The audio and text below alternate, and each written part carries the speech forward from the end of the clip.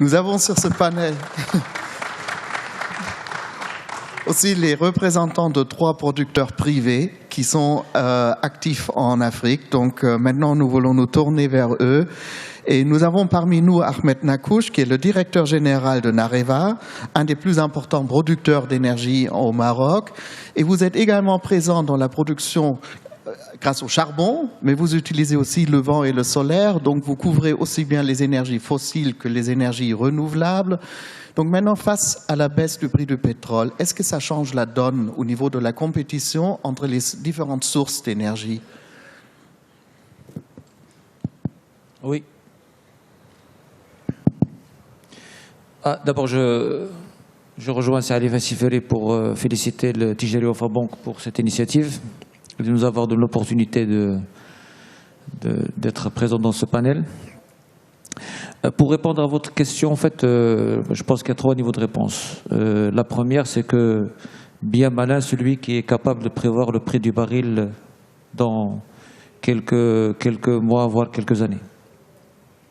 Aujourd'hui, les experts sont unanimes pour dire que, en fait, ce qu'on appelle le juste prix du baril, c'est-à-dire un prix qui permet aux producteurs de continuer à investir et aux consommateurs d'avoir un prix juste, c'est $80 le baril. Donc je pense que le $33 aujourd'hui ou $30 n'est pas un prix soutenable. Mais quand bien même que le prix du baril reste à ce niveau-là, je pense qu'aujourd'hui, tous les pays et au niveau de la planète, pour plusieurs considérations, chacun doit avoir un mix énergétique qui regroupe aussi bien des énergies renouvelables que des énergies fossiles. L'avantage du renouvelable, c'est que quand vous investissez, vous avez une visibilité sur le coût sur les 30 années à venir, quelle que soit la variation du prix du pétrole. Et si on prend l'exemple du Maroc, aujourd'hui, l'objectif à l'horizon 2030, c'est 52% renouvelables en capacité installée, ce qui donnerait à peu près 40% en énergie et 60% en fossiles. C'est un bon équilibre. Et donc, je ne pense pas que la baisse du prix du baril remette en cause les ambitieux programmes en énergie renouvelable dans tous les pays du monde. Au contraire. Voilà. Et dernier point, c'est qu'en fait, le grand problème de l'électricité au niveau de la production, c'est que ce sont des investissements lourds qui demandent du temps, qui doivent être amortis, et on ne peut pas changer de décision tous les matins en regardant le prix du baril. Donc, à mon avis, il faut avoir une vision sur le long terme, décider d'un mix énergétique et l'assumer. Et sachant que, comme je vous l'ai dit, aujourd'hui, le prix d'une énergie fossile est très volatile. Mais les consommateurs d'électricité, ils ont besoin de prix bas pour l'électricité, mais ils ont aussi besoin de prix fiables. Donc comment peut-on gérer la volatilité des prix au niveau de la production de l'énergie?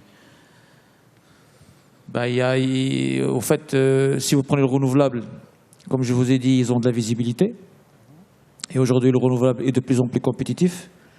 Aujourd'hui, quand vous regardez les dernières adjudications, aussi bien au niveau du solaire qu'au niveau de l'éolien, on est aux alentours de 4 cents de dollars par kilowattheure, ce qui fait un prix très compétitif. Et pour les énergies fossiles, je pense que la logique voudrait que la variation du prix soit répercutée sur le consommateur.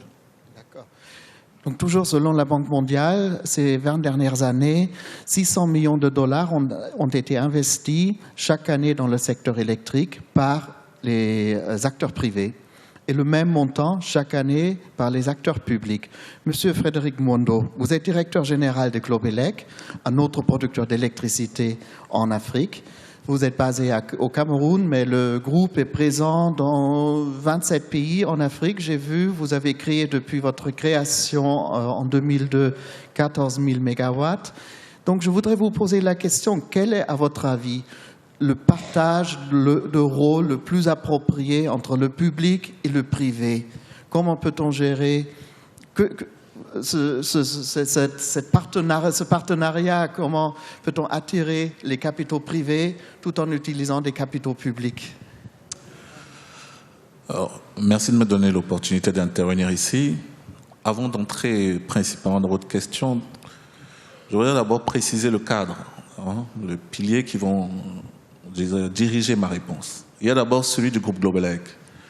Le groupe Globelec, effectivement, c'est une vision. 5000 MW pour l'Afrique dans les 10 prochaines années. Le deuxième pilier, c'est celui du Cameroun. Le Cameroun, aujourd'hui, c'est le deuxième potentiel hydroélectrique d'Afrique. C'est également un producteur de pétrole qui, justement, pourrait perdre son avantage comparatif si jamais les cours continuent à s'effondrer. C'est également celui de la jeunesse africaine. Parce qu'aujourd'hui, je voudrais préciser qu'elle est exigeante, bien formée, et voudrait et demande à ses dirigeants de lui offrir la même vie qu'à New York. Il n'y a plus de raison que la jeunesse africaine ait besoin de prendre l'avion pour bénéficier d'un McDo, par exemple. Donc ce sont les trois piliers qui justifient finalement notre motivation quotidienne. Alors la part publique-privée, vous dites, c'est un partenariat inéluctable. Le public est le régulateur. C'est lui qui fixe les règles. Et on a parlé tantôt de la gouvernance. Il doit créer un cadre de travail pour les investisseurs qui soit stable, pour permettre que, quand ils mettent leurs billes, qu'ils soient sûrs d'avoir la rentabilité requise. Ils doivent aussi garantir à leur population, j'allais dire, un niveau de prix de ces investissements, un niveau de prix de l'électricité abordable, acceptable. Donc c'est pour moi ici, j'allais dire, le lien continu qui doit exister entre les deux.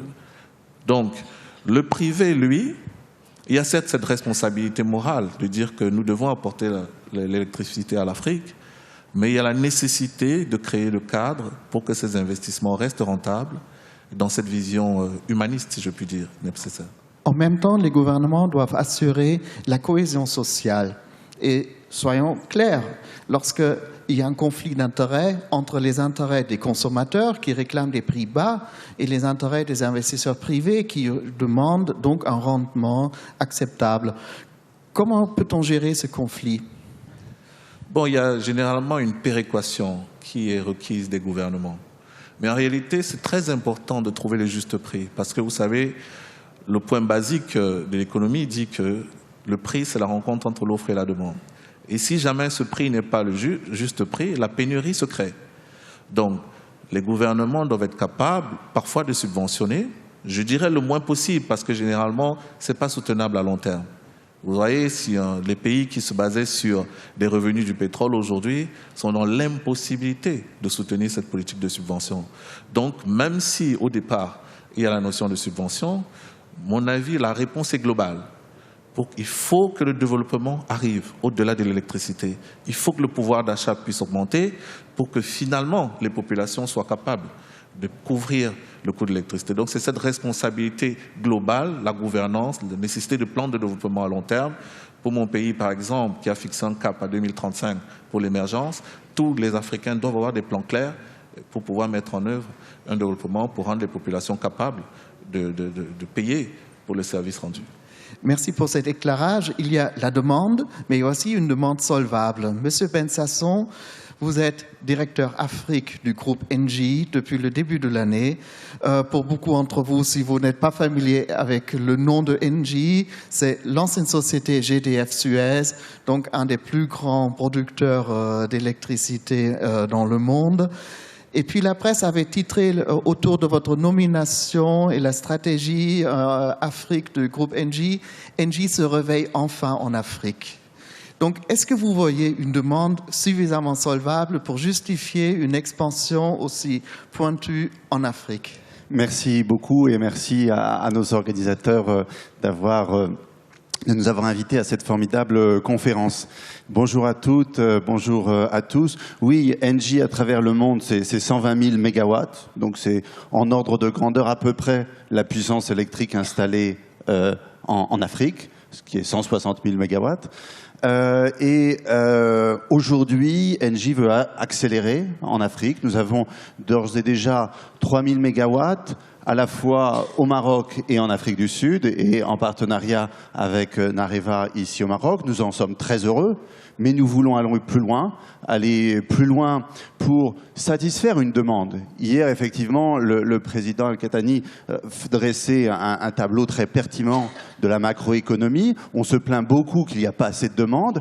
Ici, en Afrique, il y a une vraie demande électrique, et à la fois vos chiffres montraient qu'il n'y avait pas encore assez d'électricité, mais la croissance de la puissance électrique installée en Afrique ne suit pas la croissance de l'économie. Donc c'est susceptible d'être un véritable frein. Donc oui, il y a une demande, qui est une des raisons pour lesquelles Engie a envie d'investir en Afrique, dans un schéma de valeur partagée. D'abord la valeur pour les pays africains, avec leur choix, avec des partenaires africains. Nous le ferons avec des partenaires locaux et des partenaires africains, notamment nos amis marocains.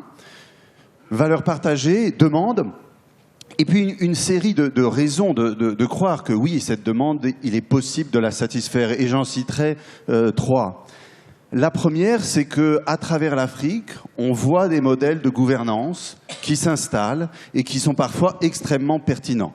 Et excusez-moi, à nouveau, ici au Maroc, nous avons un système régulatoire extrêmement pertinent qui permet, oui, de satisfaire la rentabilité normale attendue par les investisseurs et d'un autre côté, d'être payé par le consommateur, avec à la fois une vérité des prix sur laquelle revenait Ahmed et en même temps un rôle de solidarité, d'aménagement du territoire qui reste toujours, Frédéric le disait, le choix souverain des États et le choix absolu même quand on recourt au privé. Ça, c'est une première raison, je dirais, d'être confiant. La deuxième raison, c'est qu'on connaît aujourd'hui une formidable révolution, pas seulement énergétique, mais technologique, avec une forte baisse du coût des énergies renouvelables, le solaire, l'éolien, la biomasse, la géothermie, qui est une très bonne nouvelle pour l'Afrique, qui dispose de beaucoup de ses ressources, ce qui va nous amener à faire à la fois des solutions centralisées, connectées au réseau, des gros objets, et puis aussi des solutions que M. Ba évoquait, mini-grid, off-grid, en fonction de la diversité des géographies et aussi en fonction de la diversité des attentes. Parce que l'accès à l'énergie, c'est pas tout ou rien. Effectivement, M. Fassifiri le disait, il y a un premier accès qui est l'accès d'urgence pour l'éclairage, la recharge mobile et puis éventuellement la radio ou le ventilateur. Mais ça n'est pas la fin. Ce que l'Afrique doit avoir et à laquelle elle aspire tout à fait légitimement, c'est bien d'autres choses. Et donc c'est pour ça qu'on aura une coexistence de solutions connectées au réseau, les grids, et puis également, je dirais à l'extrémité inverse, l'off-grid, et puis entre les deux, du mini-grid, fait à la fois de solaire, de stockage, un peu de diesel, pour satisfaire l'ensemble des besoins, pas seulement le besoin élémentaire, mais aussi le besoin du commerce, de l'industrie, de l'agriculture, l'ensemble des besoins. Et puis, la troisième raison d'espérer, je crois, par rapport à la question de la solvabilité, c'est qu'aujourd'hui, les Africains dépensent en temps ou en argent beaucoup sur de mauvaises solutions énergétiques comme le kérosène. C'est aussi que les Africains ont démontré que spontanément, sans que personne n'intervienne, ils ont mis en place un système de télécommunication dans lesquels chacun dépense, à ma connaissance, de l'ordre de 10 $ par mois et par client. On n'a pas du tout besoin de plus dans le domaine de l'énergie. Ce sont les mêmes ordres de grandeur. Télécommunications, énergie, ce sont des besoins qui sont les uns et les autres fondamentaux et sur lesquels on voit que oui, la demande crée l'offre et elle concourt, et c'est singulièrement vrai pour l'électricité, à l'émergence économique et sociale des pays. Donc pour Engie, en résumé, c'est à la fois un très grand et un très beau projet industriel, et puis le plaisir de contribuer à la prospérité et également, je dirais à notre très modeste mesure, aux enjeux géopolitiques et de paix que Jean-Louis Borloo citait. Merci, Monsieur Borloo. Les choses commencent à bouger en Afrique. Il y a aussi les Américains qui ont lancé un vaste programme Power Africa. Vous avez lancé la Fondation Énergie pour l'Afrique. Quel est l'apport que l'Europe peut encore apporter à l'électrification de l'Afrique? Quelles sont ses particularités? Je pense qu'on est à un moment où tout est possible. Les États-Unis d'Amérique ont lancé Power Africa, qui est au fond une démarche, qui est un slogan, qui exprime une envie, une volonté, impulsée par le caucus noir du Congrès et par la très grande habileté du président de General Electric. Mais peu importe, il y a une volonté. L'Europe doit complètement changer son modèle d'aide au développement, qui est un système, ça s'appelle des instruments, personne ne sait ce qu'on y fait, c'est éparse, fragmenté, sans hiérarchie, sans priorité. Théoriquement, l'Europe met 6 milliards d'euros par an pour l'aide au développement à l'Afrique. En réalité, seule la moitié est utilisée faute de projets vus par les instruments. Et dans la moitié qui est utilisée, 7% seulement est affecté à l'eau et à l'électricité. Alors, on est tous responsables.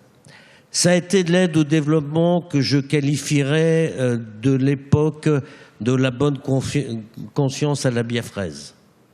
Mais aujourd'hui, seuls des instruments spécialisés, verticaux, avec de la compétence, de la traçabilité, des objectifs clairs, pilotés par les Africains, est tenable. Il est temps, et je crois qu'on va y arriver dans les semaines qui viennent, d'ailleurs que l'Afrique définisse sa stratégie. Si c'est l'énergie la priorité, c'est l'énergie, et il faut que tout ce qui est inutilisé dans les fonds européens, FED et autres instruments, soit affecté dans un fonds de soutien à l'énergie en Afrique. Alors, fonds de soutien, ça ne veut pas dire que de l'argent. C'est augmenter les capacités building, c'est avoir des équipes de très haut niveau. Seul un fonds qui a cette puissance pourra faire la plateforme qui permet l'accès au financement. Je voudrais en dire 2 mots. L'électrification, elle est partout ou elle est nulle part. Le sujet n'est pas seulement le financement des projets, c'est l'organisation d'un plan massif. Car si vous faites un endroit et pas un autre, j'allais dire c'est presque pire. Permettez-moi de revenir sur une phrase que vous avez exprimée, monsieur le modérateur. Ce n'est pas la démographie africaine qui est plus importante en ville qu'à la campagne. C'est presque l'inverse. En revanche, c'est l'absence d'espoir et du noir entre la campagne et la ville qui fait que le nomadisme, que l'immigration vers les points de lumière est 3 fois plus rapide que toutes les exodes rurales urbains connus sur la planète. C'est la conjonction des deux qui fait que ça va 3 fois plus vite, et c'est la conjonction des deux qui fait que nous arrivons à des risques de chaos urbain, car je rappelle que même dans des grandes villes comme Dakar, l'accès à l'eau potable a perdu 3 points, tourne aujourd'hui à 21%. Donc, je veux dire, c'est tout ce phénomène-là qui est en cours. Alors, c'est possible parce que il doit y avoir un changement de l'aide. C'est possible parce que les Américains le veulent également. C'est possible parce que la Chine a décidé à Johannesburg, dans l'accord avec l'Afrique, de la mise en place d'un fonds spécifique, significatif, avec une partie, 10%, de financement exceptionnel sous forme de subvention. C'est pour ça qu'il y a toutes les compétences qui sont là, sur tous les bouts de la chaîne. Il y a beaucoup de fausses idées, d'idées reçues, donc il faut des grands professionnels et de l'administration publique et de l'administration technique. Et je voudrais dire un mot pour les raisons du retard de l'Afrique. Il faut bien comprendre. Le choc démographique x5 de 1950 à aujourd'hui a fait que l'encadrement d'administration publique a toujours couru après la démographie. La faiblesse de l'administration publique n'est pas la faiblesse intellectuelle des dirigeants d'Afrique, mais face à un choc démographique qui était à peu près incontrôlable par l'encadrement public. La deuxième raison, c'est, vous avez raison sur la très belle image du satellite. Enfin, c'est à la fois tellement vrai comme illustration et tellement faux. Parce que l'Afrique, encore aujourd'hui, c'est 15 fois moins dense que l'Europe. 15 fois moins dense. Donc les anciennes méthodologies, je produis, je transporte, dans un système moins dense, évidemment, sont beaucoup plus chères. Il est vrai, c'est le moment aussi, parce qu'il est vrai que l'énergie utilisée est beaucoup plus chère que partout ailleurs, dans des conditions intermittentes mais extrêmement élevées. Et puis c'est le moment parce qu'on voit bien que le yo-yo des fossiles, dont personne ne peut prédire l'évolution d'ailleurs, est dramatique dans tous les cas. Elle est dramatique quand ça s'effondre. Un pays proche d'ici est en train d'utiliser 30 milliards de réserves par an pour soutenir son modèle social. Et si ça si ça passe à 20, qu'en sera-t-il de tout ça dans 2 ou 3 ans? Un certain nombre d'autres pays, le Cameroun, le Gabon, qui ont une partie de leurs recettes là-dessus, sont en grande fragilité. Et si on repasse à 130, en disant de toute façon, voilà, on est dans un monde fini, il y aura un jour ou l'autre l'extinction, mais à 130, c'est d'autres systèmes de consommation qui sont pas tenables. Donc la stabilité, ce sont les énergies renouvelables de l'Afrique. C'est un enjeu de sécurité. C'est un enjeu de santé, c'est un enjeu d'équilibre du territoire, c'est un enjeu de démocratie, mes amis. Vous savez, la grande question, et je le dis aux Européens qui sont un peu facilement vendeurs de leur propre modèle, je ne sais pas, la question est de savoir, est-ce que c'est la démocratie qui apporte la lumière ou est-ce que c'est la lumière qui apporte la démocratie? C'est pas incompatible, mais je suis sûr que la deuxième partie de la proposition, elle est évidemment certaine. Il faut la grande alliance entre ceux qui savent produire, transporter, gérer les nouveaux systèmes décentralisés et innovants de stockage, un accord stratégique et politique. Les Africains, accord dans la nouvelle alliance avec l'Europe, accord avec Power Africa aux États-Unis, accord avec la péninsule arabique qui est sur le grand chemin de l'immigration de demain. Car le chemin de demain, c'est pas 3 millions, 50 millions, 100 millions. C'est des centaines de millions de gens qui iront vers les endroits d'avenir, évidemment. Et ça, c'est un phénomène majeur. À l'inverse, l'Afrique, c'est pendant 30 ans, relisez les études de l'Université de Lafayette, du Cercle des économistes, un continent équipé à 100% ou à 90%, c'est 12 à 15 points de croissance par an pendant 30 ans. Donc, et quand on voit l'impact sur la croissance européenne, 3% sur la croissance européenne, 3%, 1 point, c'est 1000 milliards d'euros. Est-ce qu'on se rend compte? Enfin, jamais il y a des projets où ne pas les faire sont un drame et les faire juste en s'organisant un peu est une avancée aussi belle dans tous les domaines de la croissance, de la paix et de l'amélioration des conditions de vie. Donc oui, je pense que c'est maintenant, c'est cette année et l'année prochaine que se joue ce virage. Parce que sinon, quand les rendez-vous sont passés, quand la pression populaire, quand la pression médiatique est passée, eh bien les petits agendas du quotidien reprennent le dessus.